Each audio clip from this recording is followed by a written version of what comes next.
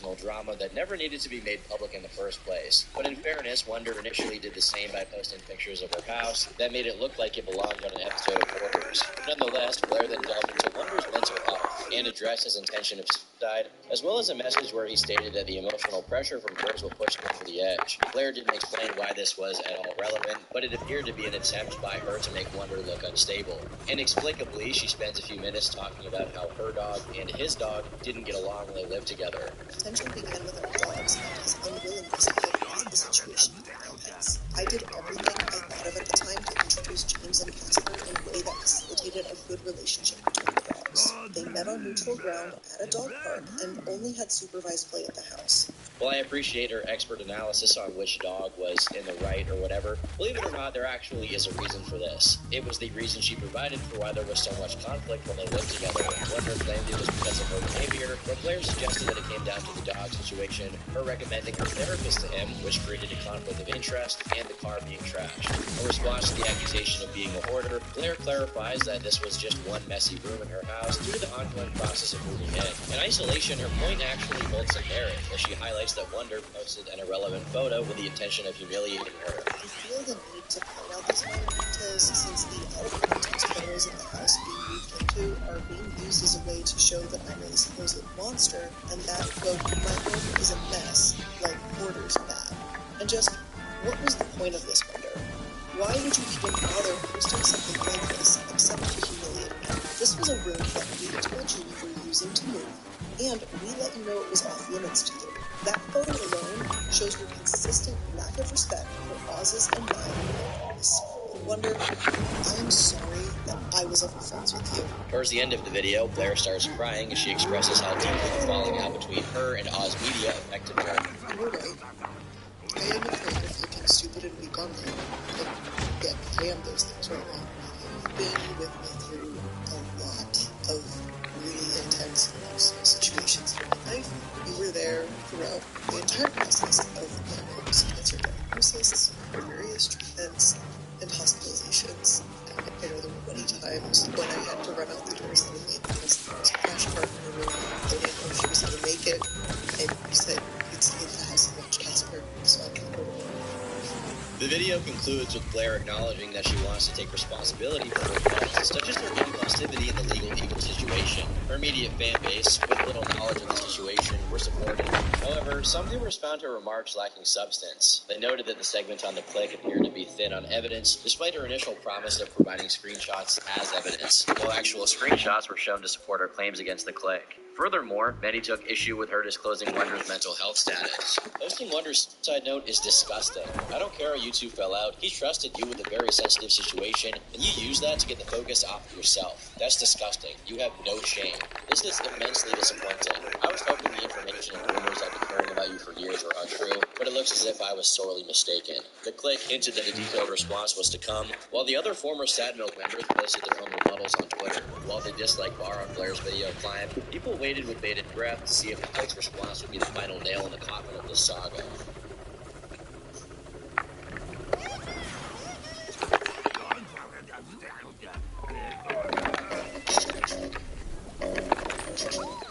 On May 2nd, 2023, the Click released its video. It only addresses his portion of Illuminati's response, as well as verifying the claims he previously made about her. To debunk the claim about him not doing anything in regards to the Discord predator, the Click clarified that he was asleep while the situation was unfolding, and by the time he woke up, it was already resolved. She brought one topic into a chapter as she was shown in her video and accusations. However, her statement in these DMs about Click knowing is very obvious. I would have been very unconscious when the event was happening. She might be referring to me knowing by the time I woke up, but the fact remains I wasn't there, nor did I endorse this round of me. In her video, Blair claims she reached out to the Click for his aid in resolving the issue. As he shows in his, he was the first one to reach out, while her responses back were fairly vague and didn't provide any of the relevant information at all. This recontextualized her messages with one topic. They weren't about resolving the Predator problem, they were about making the Click look bad to his friend. Instead of directly messaging the Click to address her concerns, Blair messaged his friend and accused him of doing nothing. However, it's important to note that the Click wasn't around at the time, so reaching out to him directly wouldn't have been possible anyway. He was asleep.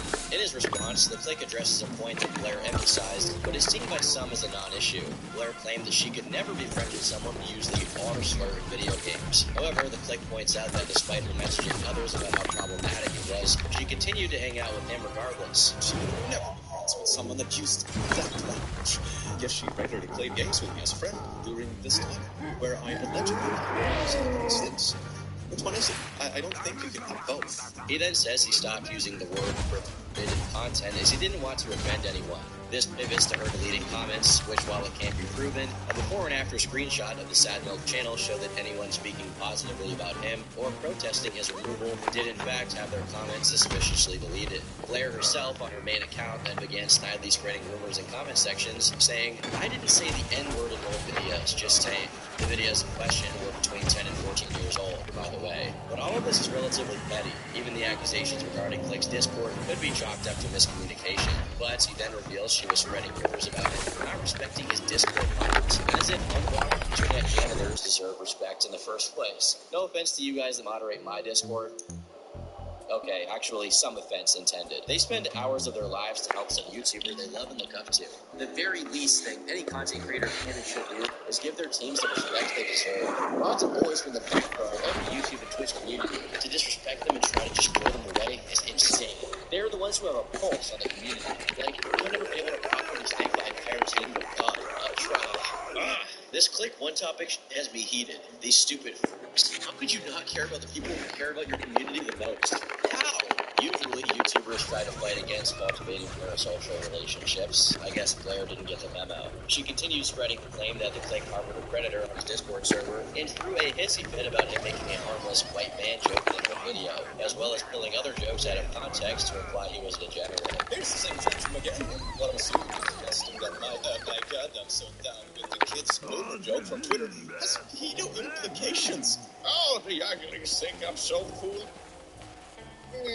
Blair then began enlisting people to dig through 10-year-old Let's Plays to find dirt on him. Again, here's the video still up with the R slur at 340-ish. Keep in mind, this was 2010, when the Click was in high school and didn't have any kind of audience. She talked with glee about the day when the public eventually become aware of his past slur usage and cancel him. Ever since we made the Sad Milk announcement, some fans have been putting it together. While I'm mostly the bad, some are figuring it out. Listen, I have Click on video saying the F slur and R slur. He will put himself with his own ego, and I won't have to deal with any of that. Oh yeah, it's in his old videos. Some Discord users are overweight mods, some are e-girls, some are traps, and some make Machiavellian plots to destroy their friends' careers because 10 years ago they said read more. The amount of spite you must feel to devote this much energy to someone who did nothing wrong to you is unimaginable. I'm a level with y'all here. Reading through things and seeing people excuse Click saying the R slur because it was 10 years ago and it's irrelevant is super yikes to me. Super yikes. Oh boy. It's super yikes, guys. Again, I'm the same age as Click, and that word wasn't ever in my vocabulary. Not 10 years ago, not now, because it was never appropriate. Same with him saying the N-word and F-slur. Being edgy is not an excuse, and seeing it dismissed so lightly like that is actually gross. As if iDubbbz wasn't calling himself and his fans NFs 3 years prior to these videos. And that's not to mention what goes on in every 15-year-old's Xbox Live lobby. If all of that wasn't enough, Blair was also paying people hundreds of dollars to sift through material to find compromising clips of the Click. I need you to help find the Click saying the R slur and Sad Milk's raw audio. I will pay you $200 to find it. Blair's spending more money than most people spend on groceries to expose some Swedish dude for saying the R word. As for why, it seems like it was either out of jealousy that his own channel was taking off or out of spite that he left the collab channel due to her behavior and no longer wanting to be reflected. Why would she go through all this trouble, even spend money, just to try to ruin myself and others? Why would she do that? All of this to someone who considered her a friend.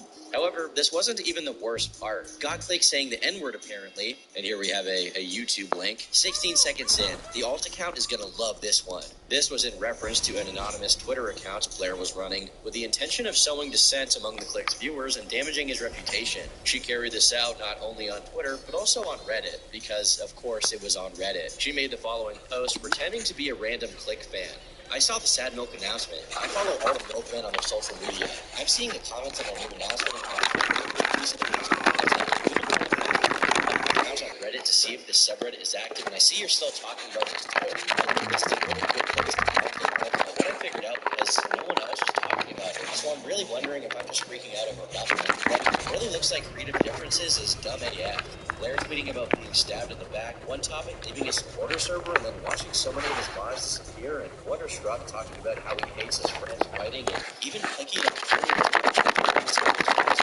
I think something happened, guys. I think I figured out what really happened. I was a big fan of Click. I thought his streams were a great way to interact with people like me, even if I couldn't donate as much. This post goes on to claim that Blair must have seen Click's old slur usage, and that's what actually caused Sad Milk to dissolve.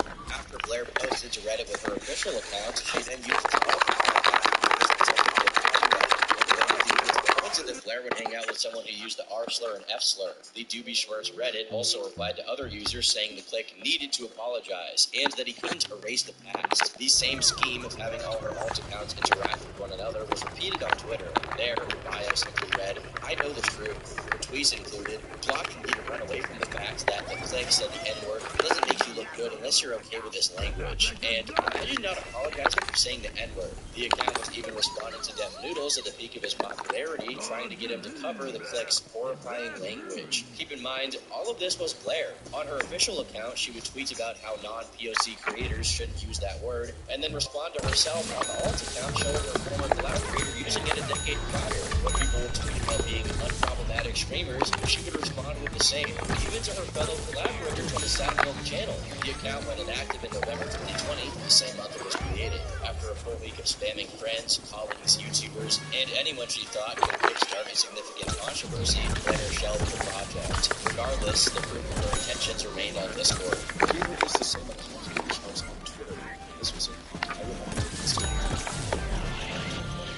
that was relentlessly harassing myself, my colleagues, my streaming colleagues, past colleagues, ex Sad Milk members, community members, staff, you name it. You name it.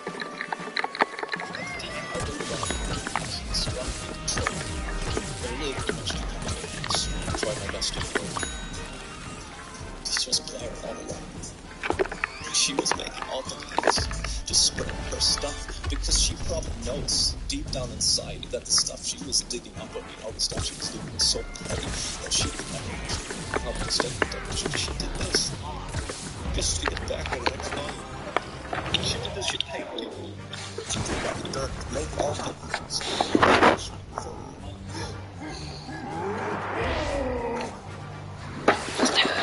Click's video was from Ozmedia himself, who had assisted Blair with a lot of her shenanigans. Hey everyone, I wanted to thank the Click for being so forgiving with how complicit I was with a lot of Blair's behavior, especially with her alt account. I should have done more to stop her. I honestly don't remember much, but I've seemed to mentally distance myself from these actions and my involvement. This doesn't excuse my part in this. I, at the time, was apparently aware of Blair doing this. I don't remember my involvement. All I have to go off of is that screenshot Click showed at the end of the timestamp.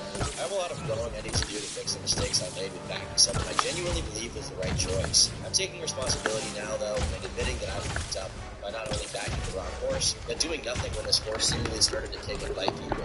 Yes, the horse will be a horse, but I could have probably done more. The remainder of the comment section consisted of fans expressing their shock at these revelations. When posts about the drama started spreading to Blair's own subreddit, they were deleted before they could gain any traction, and then the Reddit was shut down. Meanwhile, other subs were readily spreading the info from the video, appalled at how vindictive and unhinged her behavior was. Tweets went viral calling her a garbage human being, while others reposted their messages from the comment section, sharing their sympathies for those she tried to hurt. As public distaste for Illuminati grew, her subscriber count fell, in excess of 10,000 to 20,000 per day. On May 11th, Wonderstruck released his own video, detailing his own experience working for Blair, reiterating everything he said in the thread. While his claims were less shocking, they still added to the overall narrative of how unstable Blair was and still is.